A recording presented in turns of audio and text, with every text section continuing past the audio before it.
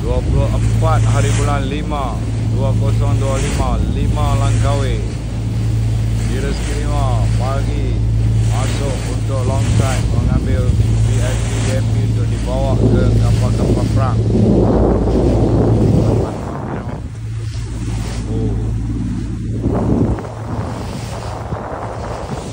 Bagi yang free hari ni boleh main ke Awana Puerto Malay free saja, kita bawa pergi melawat kapal-kapal perang ni, naik di Awana Puerto Malay. Datang orang Langkawi, yang mana yang dah ada di Langkawi boleh datang ke Awana Puerto Malay. Di Rezeki 5 ada di sini, di Kensihan Fishing. Kita bawa anda semua melawat kapal-kapal perang hari ini. Datang sebelah pagi guys. Petang selalunya hujan dan balon. Sebelah pagi cantik. Pagi sampai pukul 12 tu dia cun lah. Cuaca elok.